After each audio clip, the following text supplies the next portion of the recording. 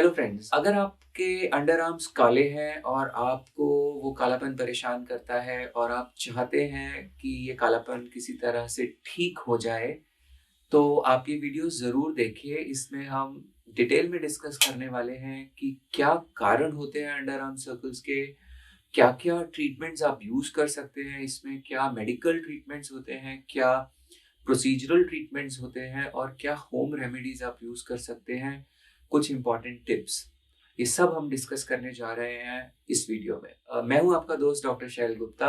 I am a practising dermatologist and I have been practising dermatology for almost past 18 years now.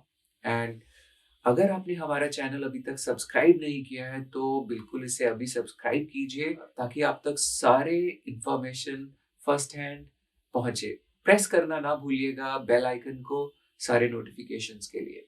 तो under arm circles को लेके काफी लोग परेशान रहते हैं। ये एरिया काफी काला हो जाता है, थिक हो जाता है और ये दिखने में काफी खराब लगता है। बहुत कॉन्शियस रहते हैं लोग इसको लेके। कई कारण हो सकते हैं इस पोर्शन में कालेपन का। तो जो इसमें सबसे इम्पोर्टेंट रीजन होता है वो होता है एक्ैंथोसिस निग्रिकेंस। ये कंडीशन है जिसके अंदर इंसुलिन नाम का जो बॉडी में हमारे हार्मोन होता है, उसके रिसेप्टर्स में रेजिस्टेंस डेवलप हो जाती है और शरीर को ज्यादा मात्रा में इंसुलिन प्रोड्यूस करना पड़ता है और ताकि वो ग्लूकोज के मेटाबॉलिज्म को नॉर्मल रख पाए।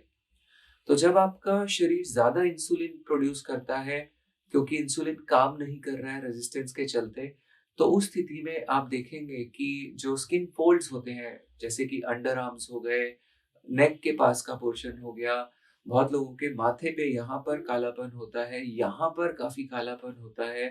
तो ये चीज़ें आपको दिख सकती है, ये होता है बिकॉज़ स्किन का थिकनेस बढ़ जाता है। आपका स्किन मोटा हो जाता है और वो काला दिखने लगता है। आपने ऐसे लोगों को देखा होगा अक्सर जिनके ये पोर्शन में काला होता है। मोस्टली ऐसे लोग जो होते हैं वो ओबीस होते हैं, उनका वज़न काफ़ी ज़्यादा होता है, लाइफ़स्टाइल काफ़ी सेडेंटरी होता है जिसमें कि बहुत ज़्यादा फिज़िकल एक्टिविटी नहीं होती। क्योंकि इंसुलिन बहुत ज़्यादा मात्रा में प्रोड्यूस हो रहा है तो इंसुलिन के जो पैनक्रियास सेल्स होते हैं जो इंसुलिन को बनाते हैं, वो एग्ज़ॉस्ट होने का डर रहता है और ऐसे केसेस आगे चलकर डायबिटीज़ के लिए प्रोन होते हैं।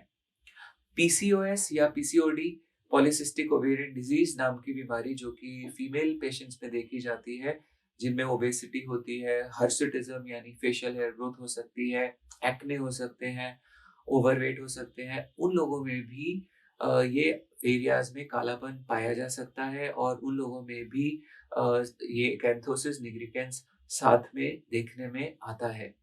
इसके अलावा कुछ और हार्मोनल चेंजेस होते हैं बॉडी में जो कि प्रॉब्लम्स होते हैं हार्मोन्स के, जिसमें कि आपके कॉर्टिकोस्टेरॉइड हार्मोन ऑल्टर हो रहे होते हैं। उस स्थिति में भी अंडर आर्म्स में आपको कालापन देखने को मिल सकता है। कुछ बर्थ कंट्रोल पिल्स, कुछ दवाइयाँ भी होती हैं जो कि अंडर आर्म्स में कालापन कर सकती हैं, जैसे कि स्टेरॉइड्स के इंटेक से हो सकता है। ये हो सकता है आपका बर्थ कंट्रोल पिल्स के खाने के वजह से भी। तो ये चीज़ें भी हैं जो ये कर सकती हैं। इसके अलावा कुछ फैमिलीज़ में ये टेंडेंसी देखी जाती है, ये पोर्शंस काले देखे जाते हैं। ज़रूरी नहीं है कि ये लोग मोटे ही हों, पर ये टेंडेंसी अक्सर मोटापे के साथ ज़्यादा फ़ैमिलियल एसोसिएशन भी इसके देखे जाते हैं। इसके अलावा रगड़ खाने की वजह से कॉन्स्टेंटली फ्रिक्शन जब होता है इन एरियाज़ में, स्पेशली ये थाई के अंदर भी देखा जाता है, जब चलते हैं, रगड़ खाती है स्किन, तो अक्सर फिर ये मोटे लोगों में ज़्यादा देखा जाता है। इनफैक्ट बहुत सारे लोग इस कालेपन को सोचते हैं कि रगड़ के हटाएँ, और ये शायद डर्ट है, डस्ट है, वो पार्लर्स में जाके स्क्रबिंग कराते हैं और ये सब करते हैं, बट इससे कोई फ़ायदा नहीं होता। अपितु इससे नुकसान होता है क्योंकि किसी भी तरीके का फ्रिक्शन, स्क्रबिंग आपके स्किन के थिकनेस को और ज़्यादा बढ़ाएगी। एक और कंडीशन होती है जिसको बोलते हैं लाइकेन सिम्प्लेक्स क्रॉनिकस, जहाँ पर आप देखें स्किन थिक हो जाती है, मोटी हो जाती है। ये अक्सर पैर पर देखा जाता है, शिन पर, और वहाँ भी स्किन को रगड़ने की वजह से स्किन की थिकनेस बढ़ जाती है। तो प्लीज़ इसको रगड़े ना किसी भी तरीके से। पोस्ट इन्फ्लेमेटरी हाइपोपिगमेंटेशन भी एक कारण रह सकता है कि आपको कोई लीजन्स निकले हैं स्किन के और जिसकी वजह से वो पोर्शन में कोई भी ये सोरियाटिक पैच हो सकता है या कोई भी किसी भी किस्म के भी एक्जिमा हो सकता है जिसके बाद, या कभी-कभी फंगल इन्फेक्शंस भी होते हैं, उनके बाद भी ये काला पड़ सकता है। कुछ पिगमेंटरी डिसऑर्डर्स भी होते हैं, जैसे कि एक कंडीशन होती है जिसको बोलते हैं लाइकन प्लैनस पिगमेंटोसस। हालाँकि ये बॉडी के दूसरे पार्ट्स में भी हो सकती है, पर ये अंडर आर्म्स पे भी आप इसकी वजह से कालापन देख सकते हैं। इसके अलावा पिट्रियासिस वर्सिकोलर एक कंडीशन होती है जिसके अंदर की यूजुअली बॉडी पर सफ़ेद छोटे-छोटे निशान आते हैं। ये एक फंगस होता है, पर कभी-कभी इसका एक ब्लैक वेरिएंट भी रहता है जिससे कि ये पोर्शन अंडर आर्म्स में स्पेशली काफ़ी काले नज़र आते हैं, और ये भी कोई बहुत ज़्यादा घबराने की बात नहीं होती। तो मोस्टली कोई सीरियस कारण नहीं होता इन ज़्यादातर मरीज़ों में जिनमें कि अंडर आर्म्स काले हैं। बहुत ही रेयर कंडीशंस में कभी-कभी एक्यांथोसिस निग्रिकेंस कुछ तरीके के कैंसर्स के साथ भी देखा जा सकता है, बट ये बहुत ही रेयर होता है। कभी-कभी ये कालापन हो सकता है आपको डीओ से एलर्जी की वजह से भी। तो जो लोग डीओ यूज़ करते हैं, परफ्यूम्स यूज़ करते हैं और उनको अगर इचिंग होती है इस पोर्शन में, तो कृपया करके वो ना यूज़ करें, वरना ये प्रॉब्लम उनको बढ़ती रहेगी, उनको वहाँ पर और कालापन बढ़ेगा। हेयर रिमूवल क्रीम्स के भी इस्तेमाल से जब करते हैं, पुल करते हैं, वैक्सिंग करते हैं इन एरियाज़ में, तो भी आपको प्रॉब्लम हो सकता है, ये पोर्शन काले हो सकते हैं। तो जिन लोगों को ये काले हैं वो वैक्सिंग या इस तरीके की चीज़ें ना करें। अंडर आर्म हेयर रिमूवल एक बहुत ही सेफ और बहुत ही आसान ट्रीटमेंट है, जो आप अपने नज़दीक के डर्मेटोलॉजिस्ट के पास जाकर ले सकते हैं। ये काफ़ी सेफ रहता है और आपको रिपीटेड वैक्सिंग और ये जो परेशानी रहती है उससे बचाता है। तो आप क्या कर सकते हैं यदि आपको अंडर आर्म्स में कालापन है? देखिए, आप अपनी फ़िज़ीक को देखिए, यदि आप अपनी लाइफ़स्टाइल को देखिए, यदि आपका लाइफ़स्टाइल हेल्दी नहीं है, सेडेंटरी लाइफ़स्टाइल है और आपका फ़िज़ीक ज़्यादा मोटा है, तो डेफ़िनिटली सबसे पहली चीज़ जो आप करेंगे, वो आप करेंगे अपनी फ़िटनेस के लिए। आप अपना को फ़िट करें। प्लीज़ कोशिश ना करें वेट लूज़ करने की, बिकॉज़ लूज़िंग वेट जो है वो 2 नेगेटिव शब्दों से बना है, ओवरवेट एंड लॉस। आप अचीव करने की कोशिश करें फिटनेस, यानी कि 2 पॉज़िटिव शब्द achievement and fitness. Weight loss एक नेगेटिव शब्द है, वेट लॉस एक डेस्टिनेशन है। आप यदि टारगेट सेट करेंगे 8-10 किलो का और आप उतना कर लेंगे, तो फर्दर मोटिवेशन नहीं रहता है उसको कंटिन्यू रखने का, और अक्सर वो लोग फिर वापस वेट गेन करते हैं।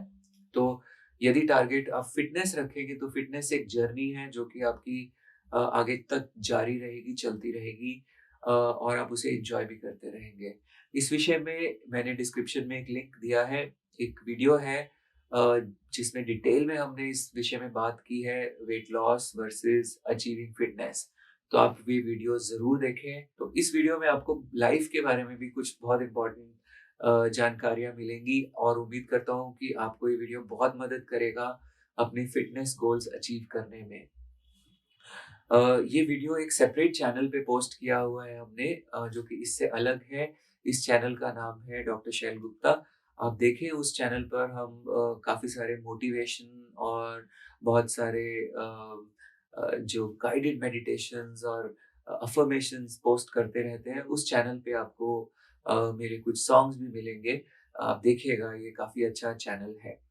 तो वापस आते हैं, फ़िटनेस बहुत इम्पोर्टेंट पार्ट है। बहुत सारे पेशेंट्स हमारे पास आते हैं, बोलते हैं कि ये सर काला है, आप कोई लेज़र कर दीजिए, हट जाए किसी तरह से। मैरिजेबल एज में लड़कियाँ आती हैं कि नेक काली है, अंडर आर्म्स काले हैं, कुछ करा जा सकता है। हम जितना मर्ज़ी इसे ट्रीट कर लें, जब तक आप फ़िटनेस नहीं करेंगे, जब तक आपका स्किन थिकनेस रिड्यूस नहीं होगा, बहुत मेजर फ़र्क नहीं आएगा। तो मैं अपने पेशेंट्स को हमेशा ये बोलता हूँ कि लगभग 70% से ज़्यादा काम तो आपका है, हमारा काम तो 30% से भी कम है। तो आप जानते हैं, पासिंग मार्क्स के लिए 33% चाहिए होते हैं, तो हम अपने पूरे 100% एफर्ट के साथ भी फेल हो जाएँगे यदि आपकी तरफ से इस ट्रीटमेंट में कंट्रीब्यूशन नहीं मिलेगा। वैक्सिंग वगैरह आप अवॉइड करें, हेयर रिमूवल क्रीम्स अवॉइड करें। आप लेज़र ऑप्ट कर सकते हैं, जैसा मैंने अभी बताया आपको। इसके अलावा बहुत टाइट कपड़े ना पहने, क्योंकि रगड़ खाने से आर्मपिट्स पे आपको प्रॉब्लम हो सकता है, ये बढ़ेगा। स्क्रबिंग वगैरह बिल्कुल अवॉइड करें, ये कालापन नहीं है जो कि आप रगड़ के हटा सकें, ये डस्ट या डर्ट नहीं है, ये और बढ़ जाएगा। बल्कि नहाते वक़्त भी जब आप पोंछें शरीर को तो बहुत जेंटली उसको डैप करें, ज़्यादा रगड़ें ना। डियो, फ्रेग्रेंस वगैरह का इस्तेमाल ना करें, परहेज़ करें उससे। इनर्स कॉटन के पहनें, ये भी फ़ायदा करता है। अंडर आर्म्स को अच्छे से मॉइस्चराइज़ करें। मॉइस्चराइज़िंग क्रीम लगाएँ, ड्राइनेस वहाँ पर ना आने दें। ड्राइनेस आने से भी आपको प्रॉब्लम बढ़ती है, तो मॉइस्चराइज़र का इस्तेमाल करें अच्छे से। क्या होम रेमेडीज़ आप यूज़ कर सकते हैं अंडर आर्म्स के लिए? आप लेमन को ट्राई कर सकते हैं, यहाँ पर आप पोटैटो के स्लाइसेस बनाकर उसको यहाँ रब कर सकते हैं। कुकुम्बर भी काफ़ी, यानी कि खीरा भी काफ़ी फ़ायदा करता है इन चीज़ों के अंदर। पर प्राइमरी कॉज़ यदि इंक्रीज़ स्किन थिकनेस है, तो बहुत ज़्यादा फ़र्क आप इन चीज़ों से नहीं पाएँगे।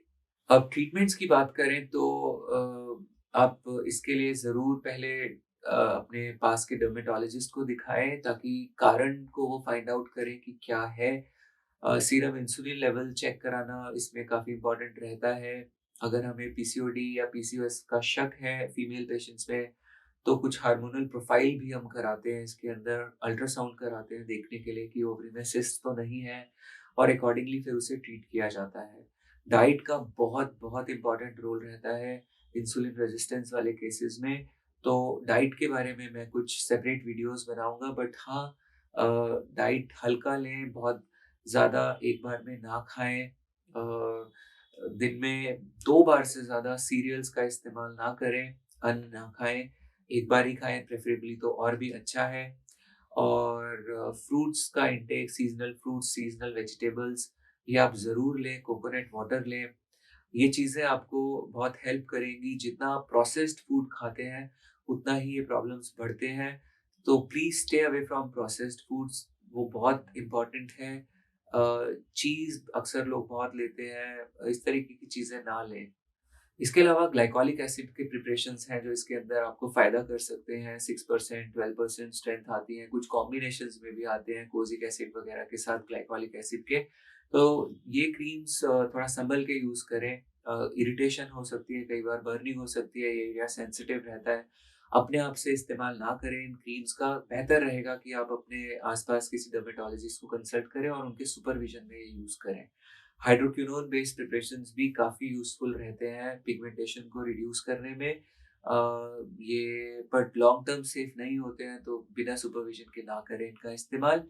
इसके अलावा विटामिन डी बेस्ड प्रिपरेशंस भी रहते हैं कुछ, सो जैसे कैल्सिपोट्रीन वगैरह, ये भी काफ़ी यूज़फुल रहते हैं पिगमेंटेशन को, स्किन थिकनेस को कम करने में ये हेल्प करते हैं। इसके अलावा लेज़र हेयर रिमूवल कराएँ, अगर आपके बाल हैं वहाँ पर ज़्यादा, तो उससे भी थोड़ा ये पिगमेंट वगैरह कम हो जाता है। पीसीओडी के लिए स्पेसिफिक ट्रीटमेंट्स भी कई दफ़ा लेने से हेल्प मिलती है इसके अंदर। इसके बाद कुछ लेज़र्स हैं जो, जैसे कि क्यू-स्विच लेज़र आपको पिगमेंटेशन को कम करने में मदद कर सकता है कुछ हद तक। पील्स हैं जैसे कि टीसीए पील है, रेटिनॉइड पील्स हैं। ये भी कुछ हद तक आपका पिगमेंट कम करने में हेल्पफुल रह सकते हैं। तो ये सब कारण रहते हैं, ये सब ट्रीटमेंट्स रहते हैं जो आप अंडर आर्म्स के लिए कर सकते हैं कालेपन के लिए। उम्मीद करता हूँ इस वीडियो से आपको अच्छी इन्फॉर्मेशन मिली होगी, और यदि आप कुछ भी और जानना चाहते हैं तो आप हमें दिए गए नंबर पर कॉन्टैक्ट कर सकते हैं। आप हमें कॉल कर सकते हैं, व्हाट्सएप कर सकते हैं। हमें खुशी होगी आपके सवालों के जवाब देकर। और यदि आपको ये वीडियो पसंद आए तो ज़रूर लाइक कीजिएगा। एंड तक हमारा वीडियो देखने के लिए आपका तहे दिल से शुक्रिया। यदि आपने हमारा चैनल अभी तक सब्सक्राइब नहीं किया है, तो ऐसी और इन्फॉर्मेशन के लिए सब्सक्राइब करें। और यदि आप जानना चाहते हैं कुछ और विषयों के बारे में, तो ज़रूर आप हमें लिखें। हम उन विषयों पर, उन चीज़ों पर वीडियोस बनाकर आपको ज़रूर इन्फॉर्मेशन पहुँचाने की कोशिश करेंगे। धन्यवाद। Love yourself, stay blessed.